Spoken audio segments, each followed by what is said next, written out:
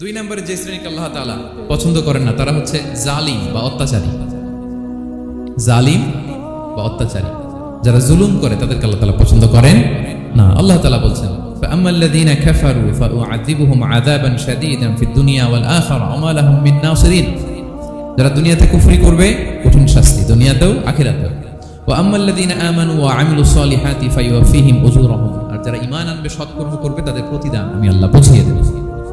ওয়াল্লাহু লা ইউহিব্বুয যালিমিন। তবে জেনে রাখো আল্লাহ তাআলা জালিমদেরকে পছন্দ করেন। তাহলে দুই নম্বরে পাওয়া গেল কাদেরকে পছন্দ করে না। আপনি যদি কারোর প্রতি জুলুম করেন তাহলে আপনি জালেম, সে হচ্ছে মজলুম। সে কি মজলুম? মজলুম আপনার ক্ষমা না করলে আল্লাহ তাআলা আপনার ক্ষমা করবে না। মজলুম যদি ক্ষমা না করে আল্লাহ তাআলা কঠিন কালো আপনাকে ক্ষমা করবে না। এজন্য জুলুম যেন আমরা কখনো না করি প্রিয় ভাইরা। জুলুম শুধু আল্লাহ তাআলা আমাদের উপরই হারাম করেনি, আল্লাহ নিজের উপর হারাম করছে। জুলুম শুধু আমাদের জন্যই হারাম না, আল্লাহর জন্য হারাম। আল্লাহ তাআলা বলেন হাদিসে কুদসিতে, ইয়া ইবাদি, হে আমার বান্দারা, ইন্নী হারামতু যুলমা আলা নাফসি, আমি জুলুমকে আমি আল্লাহ নিজের উপর হারাম করেছি। ওয়া জাআলতুহু বাইনাকুম মুহাররামা, এবং এই জুলুমকে তোমাদের উপর হারাম করেছি। ফালা তাযালামু, তোমরা একে অপরের উপর জুলুম করো না। জুলুম শুধু আমাদের উপরই হারাম না, আল্লাহ নিজের উপর হারাম করেছেন। তাহলে জুলুমের সাথে কি মুমিনের কোনো সম্পর্ক থাকতে পারে? পারে না। এবং আল্লাহ তাআলা কখনো কোনো বান্দার উপর জুলুম করেন না। ওয়া আন্নাল্লাহা লাইসা বিযাল্লামিন লিল আবিদ, তিনি তার বান্দার উপর জুলুম করেন না। কোনোভাবেই যেন জুলুম না হয়ে যায়, এজন্য আল্লাহ তাআলা কিয়ামতের দিন মাওয়াজিনাল কিসত, ন্যায়ের মানদণ্ড তিনি প্রতিষ্ঠা করবেন, যাতে একটু ভুল না হয়ে যায়, জুলুম না হয়ে যায়। আমরা মাঝে মাঝে যে দোকান থেকে বস্তায় বস্তায় চাল নিয়ে আসি না, চাল দেখা যাবে যে 1 মণ চাল হয়তো সামান্য একটু কম হইতে পারে, সামান্য একটু বেশি হইতে পারে, এরকম হয় না? দেখবেন যে দিছে 10 কেজি, বাসায় এসে দেখবেন যে 10 কেজির চেয়ে একটু বেশি, একটু সামান্য বেশি কয়েক গ্রাম, অথবা 10 কেজির চেয়ে সামান্য কয়েক গ্রাম কম, এরকম হয়ে যায় না? মানুষ তো আমরা, কি বলেন? কিন্তু আল্লাহর নিক্তি পাল্লায়, মিজানের পাল্লায় এরকম হবে নাকি? হবে হবে? আল্লাহ বলে না, মাওয়াজিনাল কিসত, ন্যায়ের মানদণ্ড সেটা। ফামান ইয়ামাল মিসকালা যাররাতিন খায়রান ইয়ারা, যাররা পরিমাণ ভালো করেছো তো সেটাও ওজন দেয়া যায় ওই পাল্লায়। সুবহানাল্লাহ পড়বেন না? ওয়া ইয়ামাল মিসকালা যাররাতিন শাররান ইয়ারা, কোন পরিমাণ খারাপ করেছো সেটা ওজন দেয়া যায়, কারণ ওয়া আন্নাল্লাহা লাইসা বিযাল্লামিন লিল আবিদ, তিনি বান্দার উপর জুলুম করেন না। তিনি এমন পাল্লা দিয়েছে যাতে জুলুম না হয়। আমাদেরটাই ভুল হয়ে যেতে পারে, ওনারটাতে ভুল হলে চলবে না, কেউ জিতে যাবে, ঠকে যাবে, কি বলেন? জাররা কাকে বলে? জাররা মানে এত ছোট জিনিস, এত ক্ষুদ্র জিনিস যেটা খালি চোখে দেখা যায় না। বাংলাদেশের উদাহরণ দিলে বুঝতে পারবেন।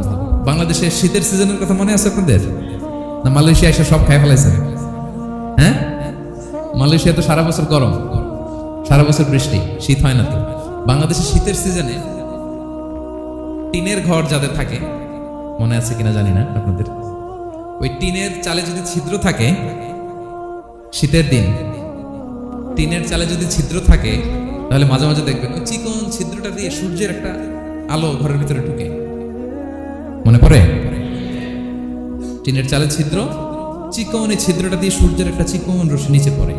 তো ওইটার কাছে গেলে দেখা যায় ওই আলোটার মধ্যে পাতলা কি যেন ধুলাবালি উঠতেছে। এটা আবার অন্য জায়গায় দেখা যায়, এমনি দেখা যায় না, কিন্তু ওইটার কাছে গেলে দেখা যায় এই আলোটা যেই বরাবর আসছে, এইখানে কিছু ক্ষুদ্র ছোট ধূলিকণা, ডাস্ট ঘুরে বেড়ায়। আল্লাহ বলে এইটার নাম হচ্ছে যাররা।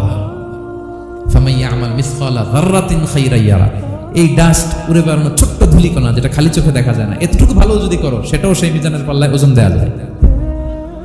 এতটুকু খারাপও যদি করো সেটাও সেই মিজানের পাল্লায় ওজন দেয়া যায়। আল্লাহু আকবার। তিনি তার বান্দার উপর জুলুম করেন না। জুলুম তিনি নিজের উপর হারাম করেছেন, আমাদের জন্য কি করেছেন? হারাম করেছেন।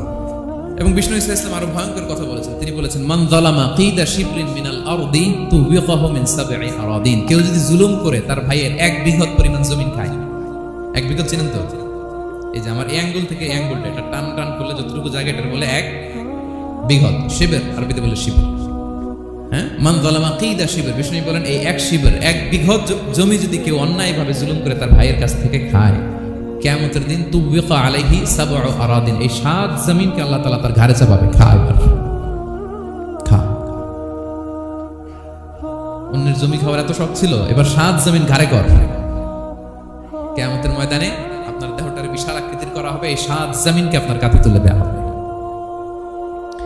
এজন্য আমরা অন্যের রাইটস, অধিকার যেন নষ্ট না করি, কারো উপর যেন জুলুম না করি, কোনোভাবেই না। আমরা নানাভাবে এই জুলুমটা করি।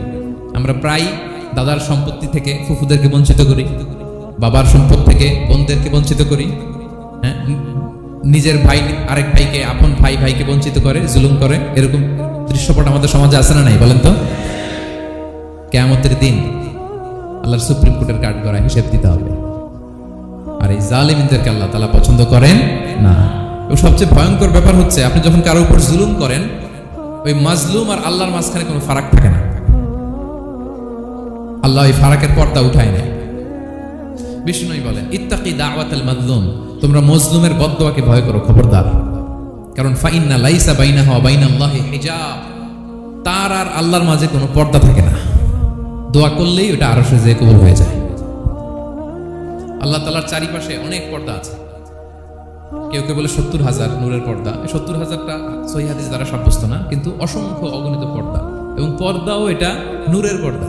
আচ্ছা বলেন তো, জানলা দিয়ে বাইরের আলো ঠেকাতে আমরা দেয়ালে জানালায় কি লাগাই? পর্দা লাগাই। পর্দাটা কিসের তৈরি? মোটা কাপড়ের, যাতে করে ওই আলো না আসে। কিন্তু আল্লাহর চারদিকে যে পর্দা, ওই পর্দাটা কিসের? নূরের আলো। ওনার পর্দায় আলো দিয়ে তৈরি। সুবহানাল্লাহ বললেন না? বিষ্ণু বলেন, ইত্তাকি দাওয়াতাল মাজলুম, মজলুমের বদদোয়াকে ভয় করো। ফাইন্না লাইসা বাইনাহা ওয়া বাইনাল্লাহি হিজাব, কেউ যখন মজলুম হয়ে কেঁদে বদদোয়া করে, তার আর আল্লাহর মাঝে ওই পর্দা থাকে না। বদদোয়া করছে ডাইরেক্ট কবুল। খবরদার আমার পেনাঙ্গের ভাইয়েরা, আমরা যেন জালিম না হই।